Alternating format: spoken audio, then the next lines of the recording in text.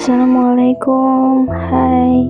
Kita bakal bahas tentang rasa sakit yang justru datang dari tempat yang bernama keluarga.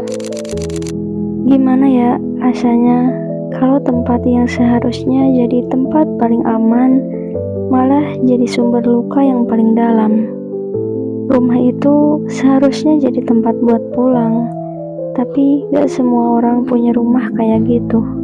Ada yang tiap hari harus tahan bentakan, ada yang setiap hal kecil dijadikan alasan buat dimarahi, ada juga yang sejak kecil gak pernah ngerasa cukup. Apapun yang dia lakukan salah, kurang, bahkan dicap gagal. Dan yang bikin makin nyakitin, kita gak bisa cerita ke orang lain, karena yang nyakitin itu adalah keluarga sendiri. Karena kalau kita cerita malah dikira kita tuh durhaka. Padahal kita cuma pengen didengar, dipeluk, dibilang gak apa-apa ya, kamu udah cukup. Banyak orang yang tumbuh jadi dewasa dengan luka yang dalam, tapi tetap berusaha tersenyum. Kita jadi orang yang gak percaya diri, gak percaya orang, dan sering nyalahin diri kita sendiri, bahkan buat hal-hal yang kecil. Kadang kita gak sadar kalau sikap keras kepala kita atau rasa cemas berlebihan itu hasil dari pola asuh yang toksik. Dan ini bukan tentang nyalahin orang tua terus-terusan.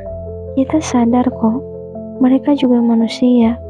Mereka juga mungkin tumbuh di rumah yang keras dan gak pernah diajari cara mencintai dengan sehat.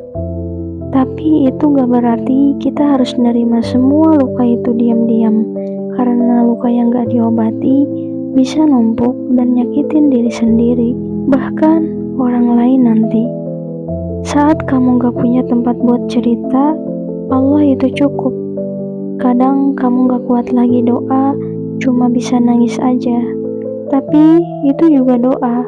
Allah ngerti air mata kamu lebih dari manusia manapun ngerti kalimatmu.